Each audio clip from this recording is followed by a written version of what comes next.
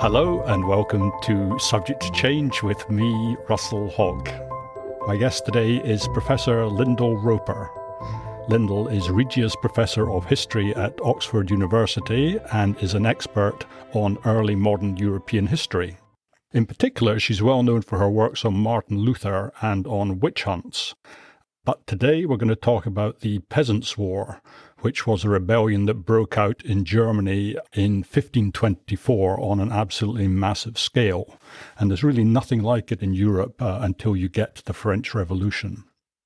Anyway, this rebellion is the subject of Lyndal's book, Summer of Fire and Blood, which is an absolutely terrific read, and I thoroughly recommend it.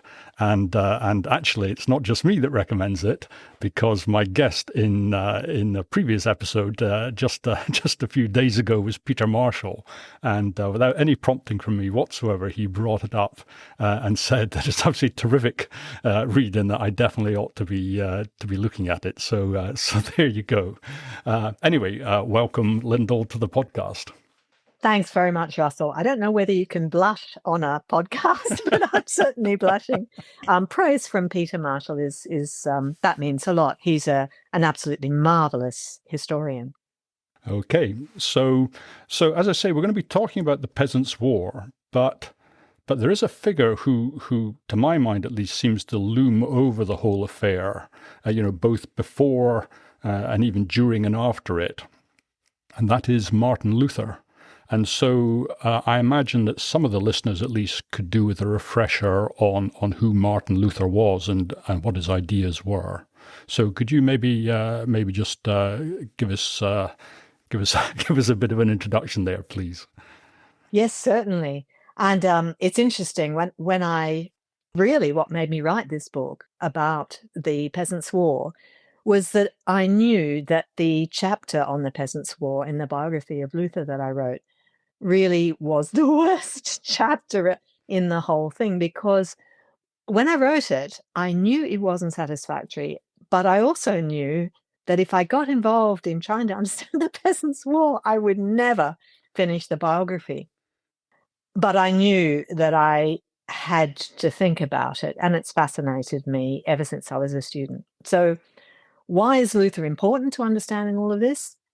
Well, back in 1517, as I'm sure we'll all remember, Luther put up the 95 Theses, and that's what people usually say started the Reformation. But at that point, Luther isn't setting out a full theology. That didn't come for a few years. And in 1520, he writes 3 treatises which really set out a very radical program of critique of the church. And that includes things like attacking monasticism, attacking saints' cults and pilgrimages, pointing out that there's no need for why the clergy have to be celibate, starting to question monasticism, a whole range of targets that he opens up. And one of those treatises that he does is called The Freedom of a Christian. And if you haven't read any Luther and you just want to read one thing, I think that's the thing I'd say go and read. It's not like many of his other writings, because Luther can be a quite aggressive sort of polemicist. And in this piece, which is really quite short, it's only 30, 40 pages, he writes in a much more lyrical tone, and he starts with this wonderful paradox where he talks about a Christian is Lord of all.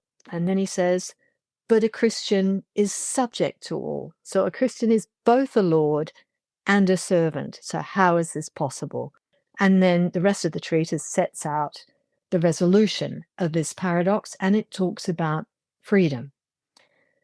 Well, freedom is quite a word to use, and it was an absolutely incendiary word to use in 1520, because when you raise the issue of freedom, for peasants, that immediately means freedom from serfdom. And that's the way that they understood it. So that's a bit about Luther and how his ideas are forming at that time. But this is the Peasants' War that we're talking about, so that leads on to the obvious question, which is, what do we mean when we say peasant? Well, we mean a whole bunch of things. And it's a very complex picture that we have to bear in mind because not all peasants are the same. So some peasants are serfs who are owned by the lord. And in many areas of what we now call Germany, this was the case. So in the south of Germany, you have many areas where bodily serfdom predominates, and that means that you are owned by the lord and you're not free. But not all peasants in South Germany are serfs in that sense. Some of them are free peasants. Some of them have particular rights. And the rights that all the peasants have in different areas can be different. In other areas of what we now call Germany, in places like Thuringia or Saxony, bodily serfdom no longer existed. But that didn't mean that peasants didn't suffer under their lords. They still had to pay a whole range of dues, and they also had to do labor services. In other areas of Germany, the whole thing turns on these labor services, and it's doing so and so many days duty for work for your lord, which is how serfdom runs. So it's a very complex institution. It's not just one thing. But you can also see that there are a host of points of grievance that can erupt. And that's what happened in 1524 and particularly in 1525. You sort of say that there's differences. Is this a difference that it's different in North Germany to how it is in South Germany, or are there differences even at a more granular level? The differences are incredibly granular, and they're to do with the very complex ways in which territories and lordships were built up. And many of these lords aren't nobles or individuals. Some of them are, of course. Some of them can be convents and monasteries. They can be institutions. So, just to give you an example of how complicated this can be, you might have a convent, say, which has got one set of farms in one area, and then someone dies, leaves another farm to them, or they buy another farm, but it isn't adjoining the farms that they've got. So it would make sense for them to swap the new farm with, say, another monastery, which has got territories that adjoin that, and swap it for something else that's nearer to them. And this is exactly what was happening in this period as people and institutions tried to make coherent territories that they controlled. So if that happens, you then find that the village next door, the village that has just joined your territory, might have a whole history of different rights from your village.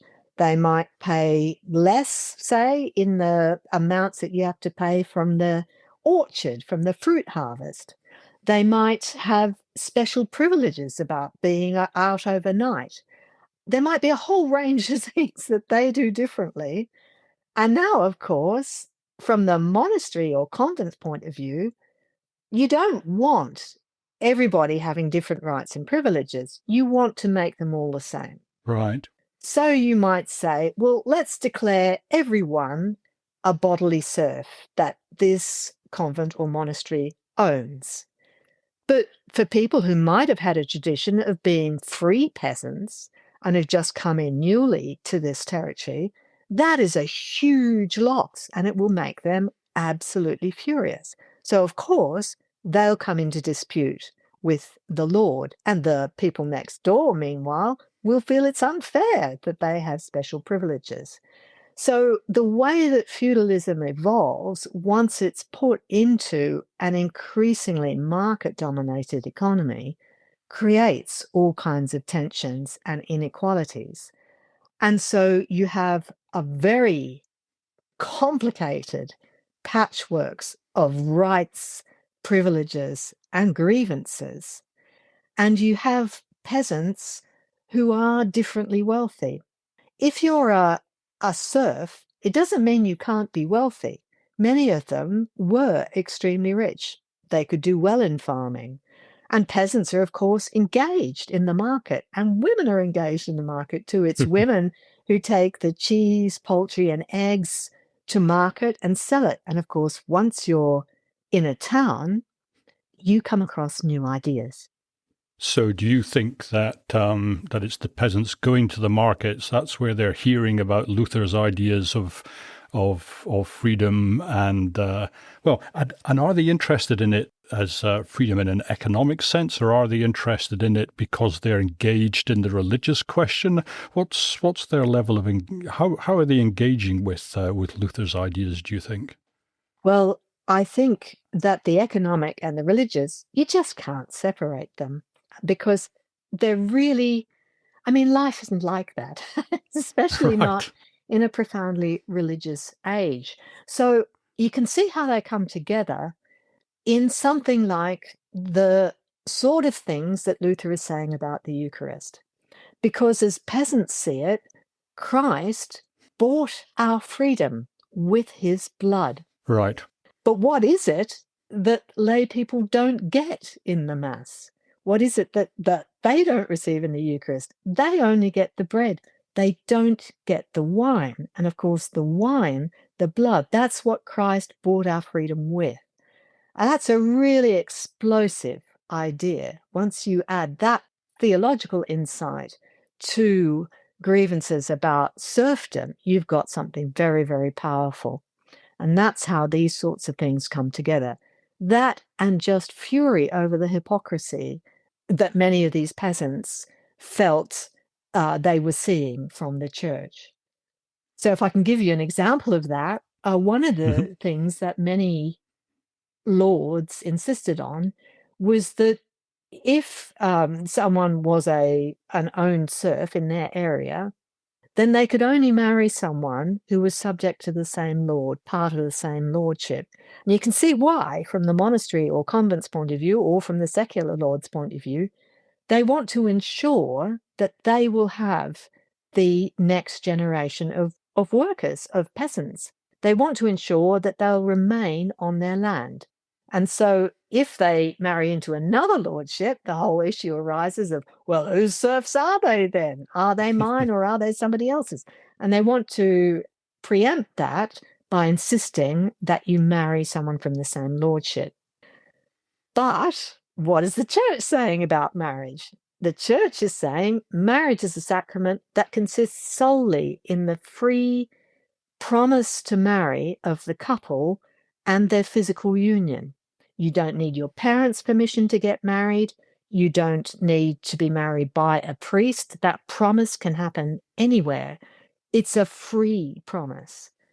So if you've got convents and monasteries saying you can only marry someone of the same lordship, that's undermining the whole principle of marriage as a sacrament. And so no wonder they felt furious and felt that this was hypocritical. And what else? Well, we've got peasants who are not serfs, but they still owe obligations, don't they? But presumably serfs owe even more obligations. So what other obligations are there that are chafing away? Oh, there are so many. And when the peasants in Stulingen came to list all their grievances, they had 62. Oh, well. That was just the beginning. It's a whole range of things. Some of them, you look at them and you think, why would you risk your life over that? That's just ridiculous. Mhm. But I think it's as if, I think what you have to imagine is a system of so many duties and obligations that it's just overwhelming.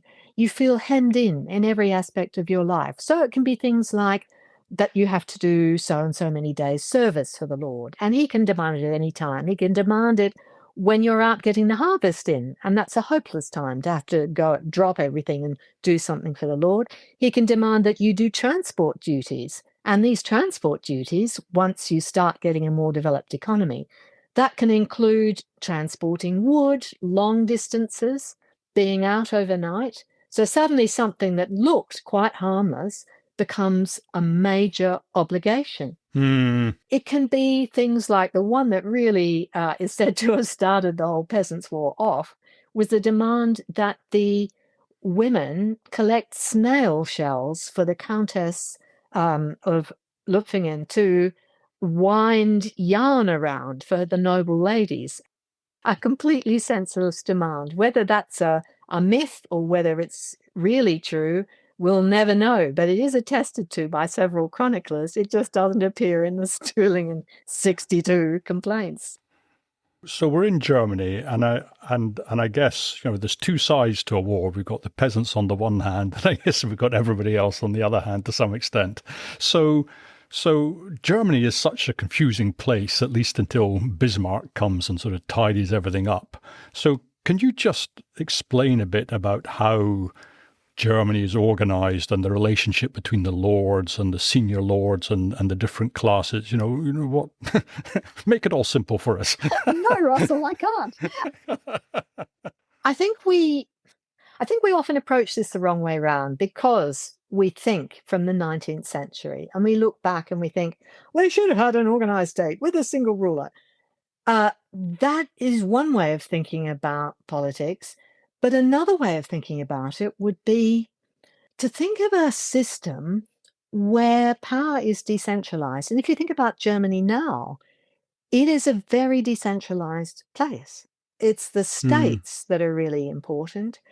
And local traditions mean a huge amount. It's not a single national state with a single national identity in any simple, straightforward way, or at least as soon as you scratch the surface, you realize that it's not. You realize that people in, I don't know, Franconia or Swabia, they can't stand the Bavarians and so forth and so on. So I think how one can think about it is that power is decentralized and is very local and is fundamentally collective. So we think of territories as ruled by one person, but many of these territories were ruled by a collective. So even somewhere like Saxony, where you have an elector, and he's one of 7 electors of the empire, you might think, oh, well, that's recognizable, there's a ruler. But actually how that works is that he has his brother also involved in ruling the territory. And there are a whole lot of other little local nobles who also have power in this system. So that power is consultative and it's shared amongst many people. It's not just one person who has sole authority in many of these little areas. So you have a lot of independent political units. So you might have a convent or monastery being directly subject to the emperor. You have independent towns with their own councils, again, directly subject to the emperor. And then you might have territories where the local counts will be the rulers, but they'll have an overlord over them. And then you have a whole system of bureaucrats who are running this whole thing and who are somewhere between village people and the local ruler. And they occupy this very complicated position where they have to work away between the power over them and the peasants. And that whole system comes under enormous pressure in the Peasants' War, because what happens is that many of the local nobles, even some of the bureaucrats, go over to the peasant side. And as that happens, the whole thing starts to crumble. A system that had looked really stable. I'm just thinking that a system like that, I'm a lawyer, I'm thinking this is great. Yes. Lots of possibilities to earn money. Were there a lot of court cases? Were people in and out of courts trying to work out how the whole thing fitted together? They were constantly, and the courts had competing jurisdictions. Of course they did. And what you find is that the peasants are very good at using courts, and indeed the whole Peasants' War starts out with a series of local disputes which go up through the courts and which are running through the courts during the whole process of the Peasants' War. It's just that the peasants realize that this is not going to get them anywhere, and they take direct action instead.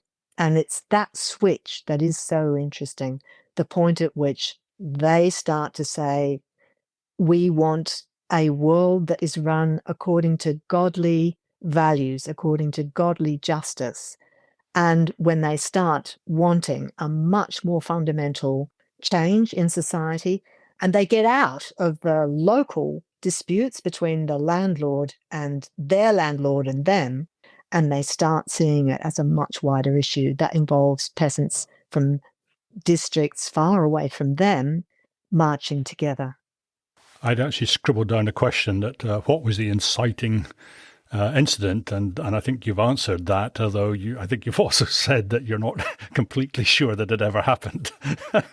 It does sound a little bit unlikely that they decided, right, that's it, we're going to war, because, well, I suppose these things, I think it's like a snowball, and I think that there are local grievances which start coming together in the summer.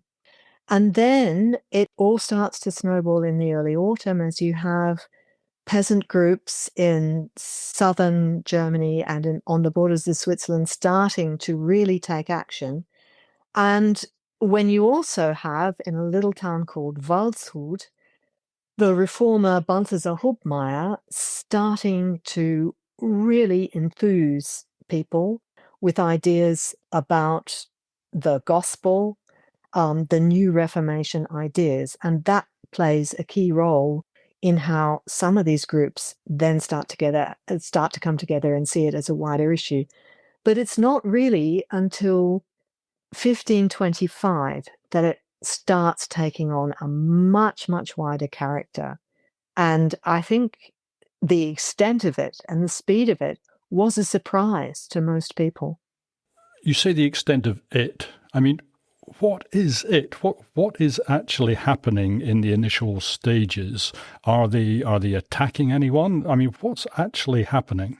What happens is that you'll find in a village, people will come together and they will say, "We have sworn an oath of brotherhood, and we are going to now come to you and offer you brotherhood and ask you to swear an oath with us. And if you don't come to us, then we will come to you." And there's a wonderful case in which the peasant leader adds, "And you won't be laughing." So it's clear that it's done with some coercion, but then to get someone to swear an oath of brotherhood it sounds lovely. It sounds naive, but actually it's a really big step because it means that you are breaking your feudal oath. And the penalty for that is chopping off two of your fingers with which you swore that oath. And that makes you unable to work. So Sorry, hang on. I don't understand. How is swearing an oath of brotherhood interfering with your feudal oath? because that puts the oath of loyalty and to your brothers above that, to your feudal oath to your lord. And the lords were very aware that this was a massive infringement. And as they can see the peasants forming, what you see them often do is call all the peasants together and say, "Let's repeat that oath. You repeat your oath of loyalty to me," which they do. And then shortly after, they go ahead and swear an oath of brotherhood. And the lords, in many cases, are deeply shocked because they say, "We've always had good relations. How can this be that peasants who I thought loved me no longer seem to?" So that's how it proceeds in terms of how you got these people to mass together. How it works on the ground is that during the winter, it seems that groups of peasants began to talk and discuss and meet with one another. We can know a bit about this, how this happened in the region around in the regions around South Germany. For example, in Baltringen, we know that the peasants came together and they met on the Ried or the moor, the sort of swampy ground. It was a really interesting place to choose. In other places, we know that they met on hills. And in the case of Baltringen, we know that they met several times And it said they met every week. Some sources say Tuesday, some say Thursday. We'll never know which. But if it's an interesting place to choose because that is safe from horses. You can't have horses going into boggy ground. And the meetings grew bigger and bigger and bigger. And also, you have peasants starting to come armed. And if you turn up armed and everybody else turns up armed, you get a sense of how well armed you are. And gradually, what they're also doing is formulating grievances. And that's how the Peasants' War often starts. People will be asked, well, what are your grievances? But if you ask people what their grievances are, that's always a dangerous thing to do, because then they think about them and then they formulate them. And we know that around about 300 or so grievances were formulated in the South. And then gradually, as the temperature starts to increase, by late February, peasants are forming groups, and then representatives of those groups met in Memmingen. Those grievances were all assembled, and out of those grievances, they formulated the 12 articles. And you say that the peasants have their representatives, and are these representatives coming from the rank and file, or are sort of the more intellectual classes, the preachers or whoever, are they sort of inserting themselves in and saying, you know, I'll lead you to the promised land, or whatever the right expression is? It's a mixture. So some of them, in one case, we know Ulrich Schmidt was a smith from Zulmingen, just near Baltringen. We know sometimes they're local nobles, believe it or not, who want to put themselves at the head of the peasants. Sometimes they are ordinary peasants. And we also know that many preachers got involved too. And they can be very helpful to the peasants because people who can read and write are very important in all of this, because you need them to be able to write letters to communicate with other peasant bands. And you mentioned the 12 articles, and you also mentioned earlier about Luther's work where he talks about freedom. But I seem to recall from your book there was something about that freedom for a peasant is quite a complicated idea, because not only are they sort of enmeshed in this web of obligations, they don't necessarily want to escape these obligations completely. You know, some of them are beneficial to them. So do you want to say just a little bit about this idea of sort of this qualified idea of freedom? It's such an interesting idea. And the other thing I should say, Russell, is just how extraordinary this year has been for me as I've been going to Germany. I probably go, I don't know how many times I've been this year, but it's about every other week I'm in Germany and going to different local events. One of the things that is most interesting is how people think about freedom now and how they think about it differently in the former East Germany from how they think about it in the West. And I think one of those differences is because we live in a post-Enlightenment age, we tend to think of freedom as being about individual rights or about human rights. And I don't think that's how the peasants thought about freedom. For them, I think that freedom is much more collective. After all, they don't, even the way that objects and land is owned in this period is different. It's that you have the use rights of the land and you have the ability to use a resource is really important. And who owns it technically is almost secondary. The peasants say that they don't want no lords at all, or at first they say they don't want it, no lords at all. They have no problem with lordship. What their problem is unfair lordship, unreasonable demands, and the lack of Christian preaching, which they say they want, and freedom from serfdom. So that's how they understand freedom, and freedom from serfdom, from being owned. That is really important to them. Okay, so I also want to bring in, and we kind of almost mentioned him, this guy Munzer, who I think is often seen as a key leader. But in your book, I think you sort of slightly downplayed his role. I don't know if that's right, but he was one of the main preachers who was one of the leaders of the rebellion. Can we say a bit about him? Well, he's such a fascinating figure.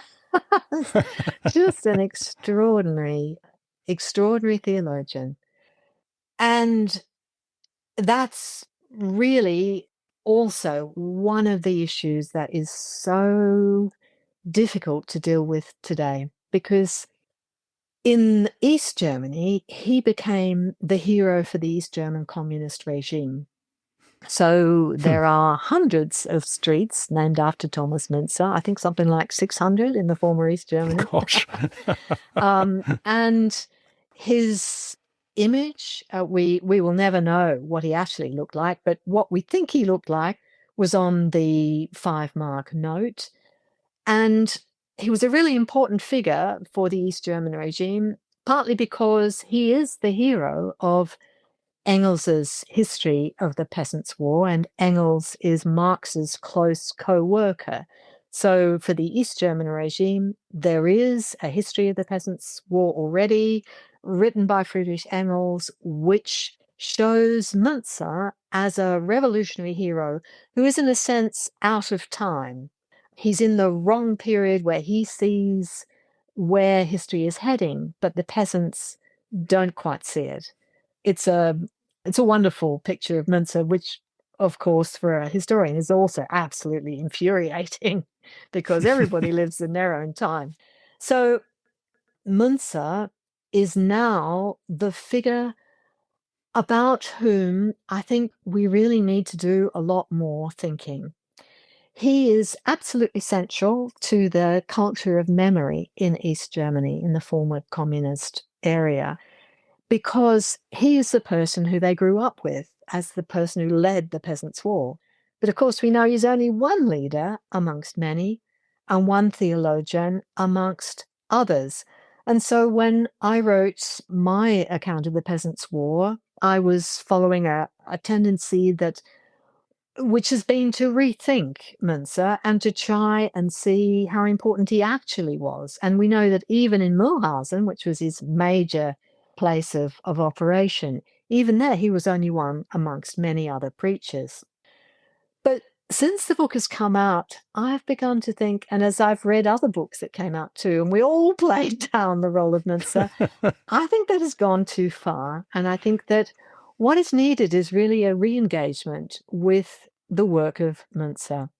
He is an extraordinary demagogue, and I found him quite hard to read, actually, because I found this all or nothing rhetoric and this strike pink-a-pank on the anvil of Nimrod, now is the time, this kind of rhetoric, or things like they will beseech you like children, but pay no attention to their cries.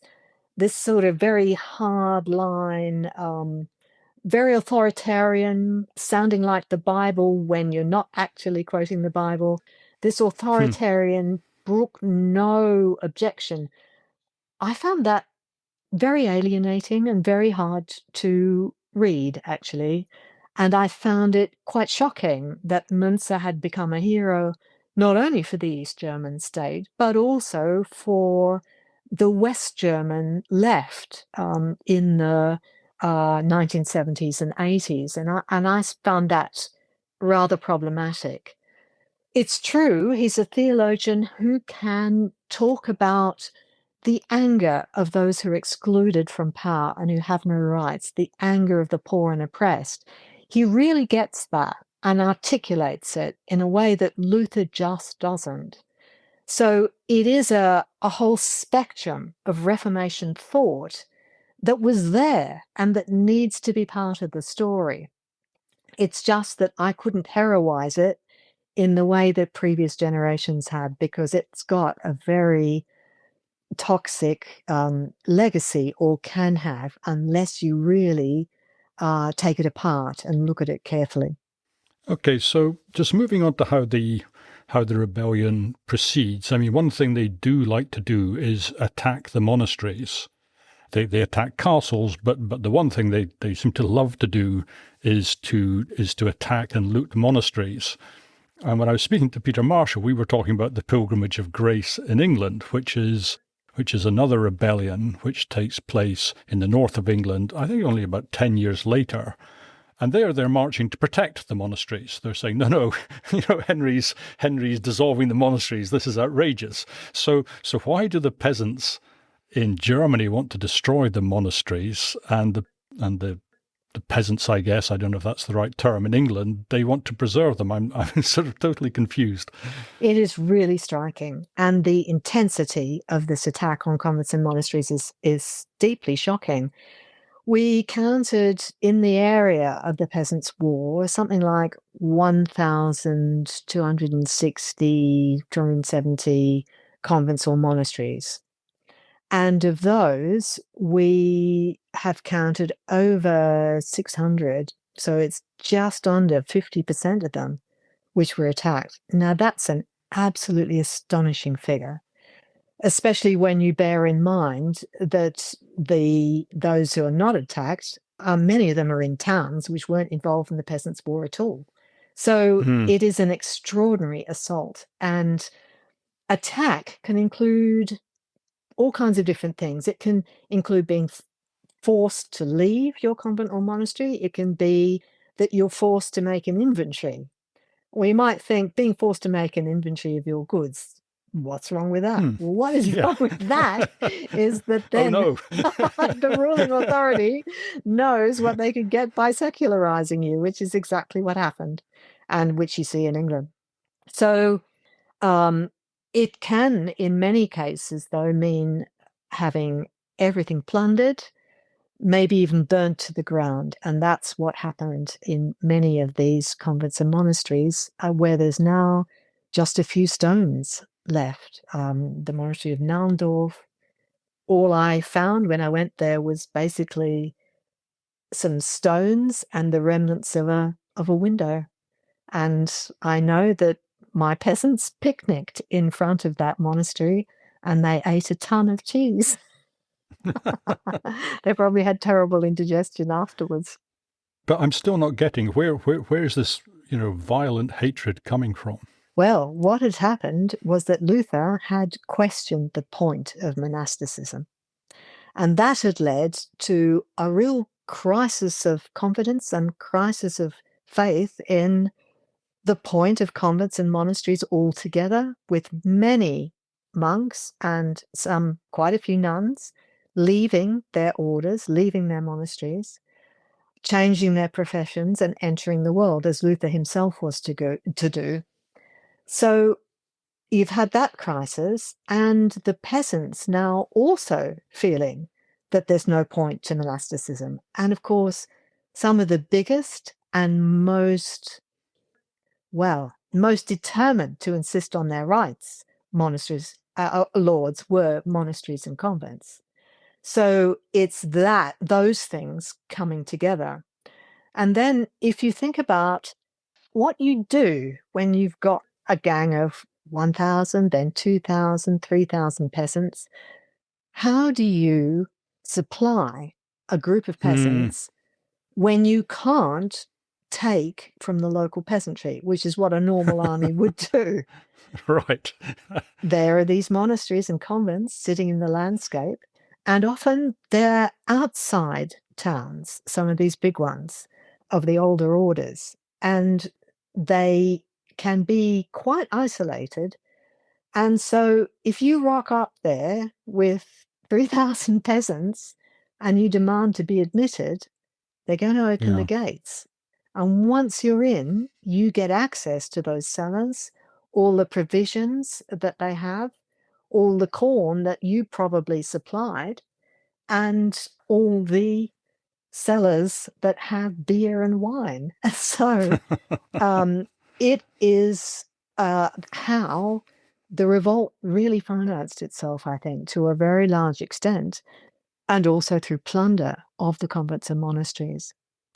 So it seems to me like everything's been going very well for the peasants. They've been working their way through the monasteries, but then you have the Weinsberg massacres, and it seems to me that at that point the nature of the revolt changes. So do you want to just say a little bit about the Weinsberg massacre?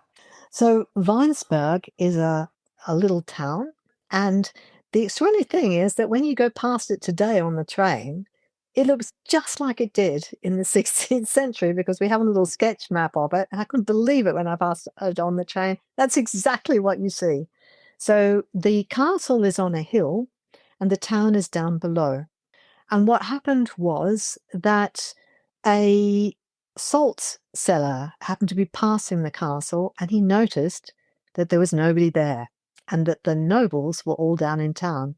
The thing about castles is they're not much fun to hang out in. They're drafty, they're cold, and there's not a lot to do. Yeah. So, not surprisingly, everybody was down in town. And so the peasants knew that they could easily capture the castle, which they did. And then as things went on, and as they went down into town and rounded up the nobles, they then forced them to run the gauntlet. And this is a terrible form of punishment where you are forced to go down the line of soldiers and they all attack you, and the peasants, they all hit you. So in the end, it's a very humiliating death because you're just completely overwhelmed by all these people hitting you. So the peasants carry this out, and the nobles are deeply shocked. Another noble was pushed from the church tower and died. And as a result of this, 24 nobles and their followers were killed. This is a massive shock for the nobility, who realize that this is not just a movement that's designed at curbing the power of monasteries and convents. Many of them think curbing the power of the church and monasteries and convents is no bad thing. Some of them even want to secularize. Some bishops who belong to these ruling families think they can really profit out of the situation by secularizing their rule and making it heritable. So suddenly they realize this is not the case, and that it is a movement that's going to be directed against them. To be fair to the peasants, by this point, they had suffered a huge defeat at the Battle of Leipheim, where thousands had been killed, hundreds of people pushed into the Danube River, where they drowned, as the chronicler says, like pigs. Mm. They had also had an encounter with some of the Lord's men, near Weinsberg. So for them, it's a response to the violence that has been meted out to them. But for those who are opposed to the peasants, this is proof that they are violent.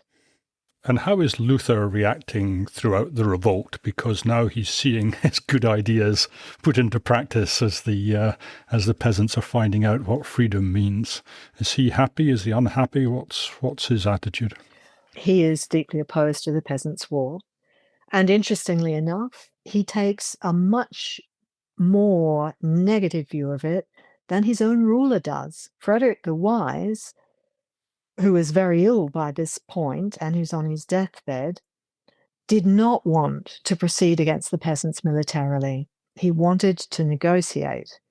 And indeed, he writes an extraordinary letter where he says, well, if this is God's will, and if he wants the peasants to win, what can we do? We have to accept it. Really extraordinary. And many other towns and rulers were trying to negotiate with the peasants. They didn't want to go to bloodshed. And Luther writes an admonition to the peasants, and it's a tract that seems to be even-handed. It starts out by saying, well, you lords, you haven't introduced the Reformation, and it's God's punishment on you because you're not behaving in a godly way, and the peasants are suffering. And then he turns to the peasants and he deals with the 12 articles, or so he says, but he really only deals with the first few, and he insists that serfdom is right. He doesn't accept any of their arguments, and then he just doesn't deal with the later articles at all. And he just condemns any form of uprising and rebellion.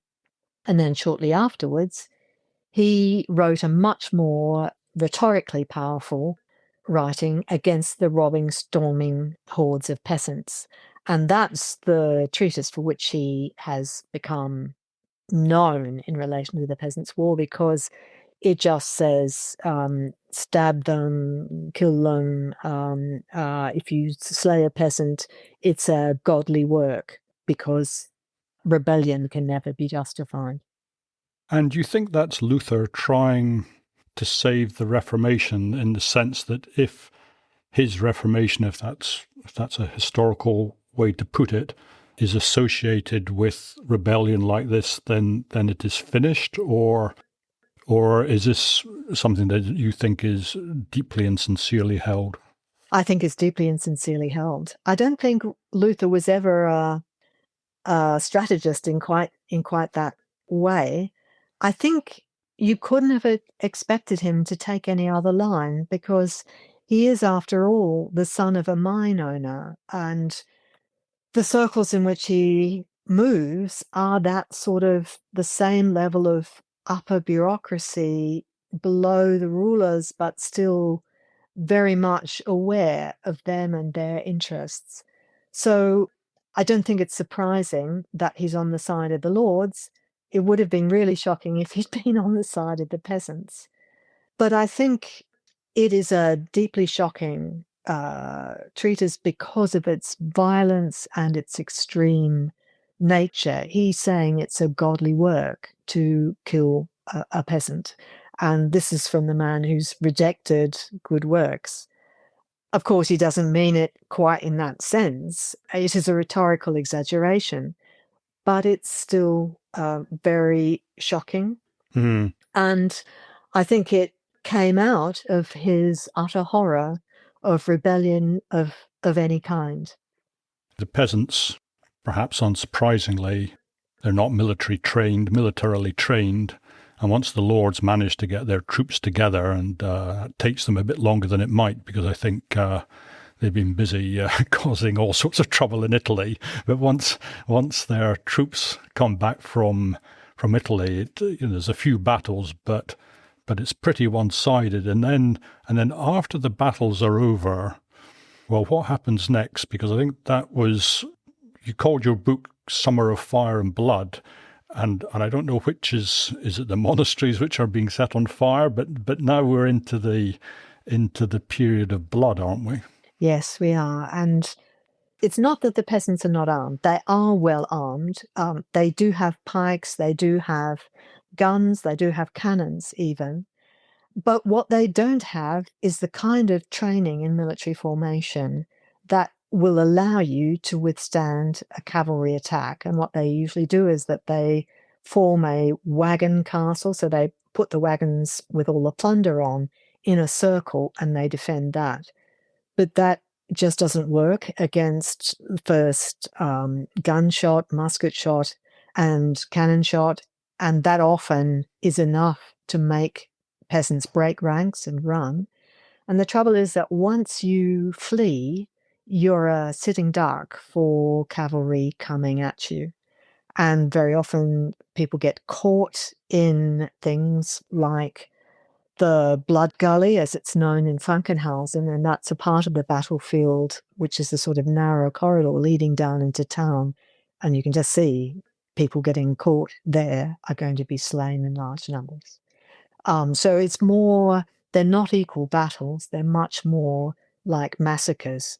In some cases, the peasants are able to make a stand and able to put up quite a bit of resistance. That seems to have been the case in some battles in Alsace. But for the most part, it's just huge numbers of dead. And then come the period of punishment. And the punishments are done with a kind of punishment tours of executioners who go from town to town. They will call everyone together on the market square, make the ones to be executed stand in a ring. And of course, that's a mockery because the peasants always take counsel in the ring. That's their way of agreeing policy together in a democratic way. You form a ring. And you make the lords get off their horses when they enter the ring so that you're all on the same level. So executing people in the ring is quite a statement. And the extraordinary thing is that even when people in these towns knew that the executioner was coming, they didn't always leave. Of course, many of them did leave and did manage to get away, but not all of them. The more remarkable thing, I think, is the numbers of people who stayed. So the executions are really bloody and fear-inspiring. They happen not outside town, as is usual, but on the market square. So if you think of that place where peasants come to market to bring their wares, where they hear of new ideas in the center of town, the marketplace, that is polluted with the blood of the rebels. And what kind of numbers are we talking about in the punishment phase? Because I think I've read somewhere, and it seems almost a World War One sort of scale. So like 100,000 people are killed. Are they mainly killed in the battles, or are they mainly killed in the punishment executions? They're mainly killed in the battles. So we think we'll never know how many people died, but it'll be somewhere between 70 and 100,000 people who were killed during the course of the war. Most of that will be in the battles.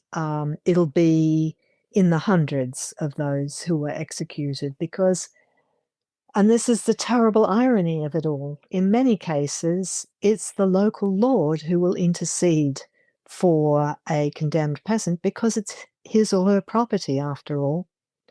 That's what serfdom means.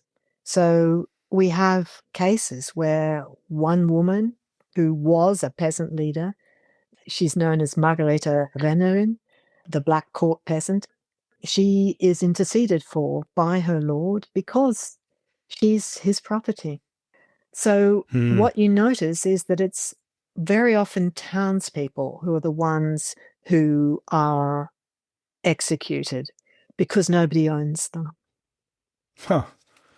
I thought the towns had by and large kept out of it. Have they been forced to join in, or have they joined in with with enthusiasm? Well, that is one of the other fascinating things. Towns are caught in the middle, and often a peasant army will turn up outside a town and threaten it. And then if in the town you've got a group of people who are dissatisfied with the existing government, when they join with the peasants, you've got an explosive situation. And the towns where that seems to happen are ones that are not really big and rich, like Ulm or Augsburg or Nuremberg, because they can always hire mercenary soldiers to keep their populace down. It's towns where they're not so rich, where they're very close to farming land, where there's a group of people within the town who sympathize with the peasants. They're the ones who sometimes push for the peasants to be let in. But those partnerships where you have a town swear brotherhood with the peasants, they do happen in several cases, but they're not always long lasting because once the peasants have moved on, it's very hard to keep the town on the side of the peasants, especially if the people who sympathize with the peasants have gone off with the peasant armies. Mm. And I guess the other people who there's no intercession for will be the leaders. Do any of the leaders get away? Does Münzer get away? Münzer doesn't get away, no, and he is handed over to his enemy, Ernst of Mansfeld, who tortures him in his castle in Heldongen before he is finally taken to the camp of the princes and executed. And executed, interestingly, not in Mühlhausen, but outside it, in the woods, I went to see the place just a few months ago. Again, it's very hard to find. But as early as the mid-16th century, Luther was writing with fury about how a path had been worn to that spot because people were making pilgrimages to it. So we still know where it was that his head was put up on a spike. But some really did escape. And so Sebastian Lotzer, who's responsible for putting the 12 articles together, Christoph Schappeler, the preacher in Memmingen, he escaped. And Ulrich Schmidt, the peasant leader who was a smith from the little village of Solmingen, he escaped too. And they all got over the border to St. Gallen in Switzerland. And there they were kind of interviewed by a guy called Johannes Kessler, and he used their stories as part of his chronicle. So it's like an early example of oral history, and we have what their voices were. He quotes what he says that they said. And of course, it's a story, and of course, they can't know exactly what they said. But I find the sections of that chronicle just so moving because it's one of the few times when you get close to what the peasant leaders might have thought they were doing and what they might have said. This is typical cynical behaviour from an historian trying to make some money from his book. I might have guessed it. Oh no! This is a work of entertainment that he read it. He wrote it for reading on the Sabbath, just to entertain. And I think it's fascinating that he normally does just little stories, but when it comes to the Peasants' War, he breaks with that and he writes a really long narrative, including all of this. I just love to think that there was an oral historian there who thought, even though he didn't support the war, he thought, I need to get the stories from these people. I've got to get them down. It's rather different from the Sunday school reading that I remember. Yes. Anyway, so you've got this strange thing. You've got the Peasants' War, which I guess is seen by many as sort of as a heroic rising. And I'm kind of fast forwarding now to the 20th and 21st century, and I gather there's this huge. What's the word I'm looking for? This huge panorama somewhere in Germany, sort of showing the events of the war. But then you've got the other great hero of Germany, which is Luther. And the two are in complete distinction. And some people even blame Luther for sort of being so in support of the authorities that he's seen as sort of making it more likely that people will not stand up to the Nazis, because the idea is that you should always support the secular authorities. So particularly in Germany, how are these two bits of history, these Luther and the Peasants' War, how do they resolve that tension?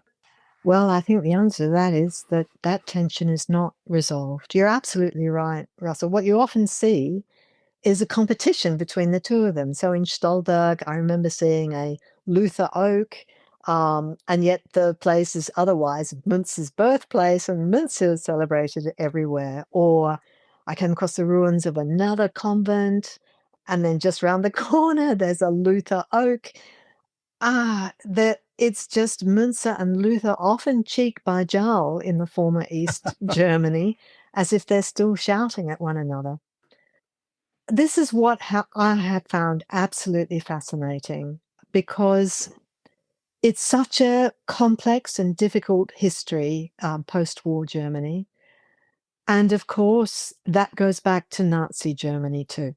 So you have these two different states after the war, East German and West German. And East Germany is trying to establish itself as a state that's independent with its own cultural history and its own legitimacy. And it changes how it does that. But at one point, it tries to do it through Münzer. And that remains a really important part of the way it understands itself, because it can say, well, we go back to Thomas Münzer, And the idea of revolution, this leader out of time who understood where history was heading, he's our hero. And that proves that we are a state with our own revolutionary tradition. We had nothing to do with the Nazis. We were the Nazis' opponents. We got expelled, and therefore we are not to blame for what happened under the Nazis. We're a revolutionary state, and to celebrate that, they decided after 1975, which is when they had this massive 450th birthday bash for the Peasants' War, they commissioned the artist Werner Tübke to create the biggest painting in the world.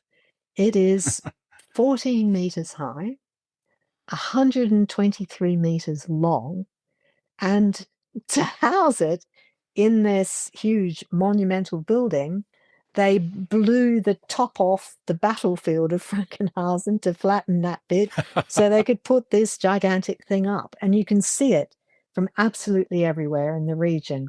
The locals call it the elephant's toilet. So Werner Tübke was a fantastic artist, a really wonderful painter who was collected by the West as well, by the non-communist part of Germany. Their National Gallery bought the original designs that he did for this massive painting. So imagine this huge thing in the elephant's toilet, this vast, vast work. It's like a temple, and as you go up the stairs to it, the stairs are gold. The banister is gold, and the stairrail, rather. You go up, and the lights are all off. There's no speaking allowed in the area, and you sit there in the dark, on a little stool with no back, and you hear the description of the work, or you just look and you're overwhelmed by the thing. So it took 12 years to make. There were hundreds of people. Well, Blimey. no, I'm exaggerating. There were 12 other artists who worked on it as well. And when was it opened? September 1989, just weeks before the whole East German regime finally fell. Gosh. Well, okay. Well, I think along with the East German state, I think that's where we'll end today's podcast. But Russell, I just have to add, although you can't help laughing at that being the outcome, I challenge anyone to go to the panorama and not be moved by it.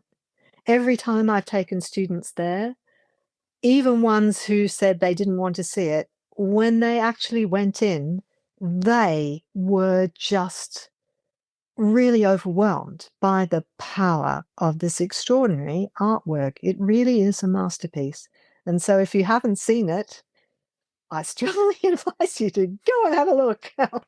I was going to ask if it's any good, and I'm really pleased to hear that it is.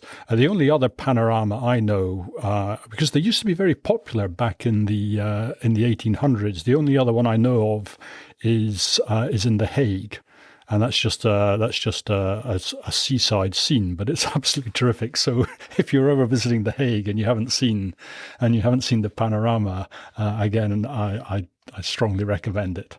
Anyway, so East Germany is finished, and I guess so is our podcast. So anyway, thank you very much indeed. Thank you, Russell. That was great fun.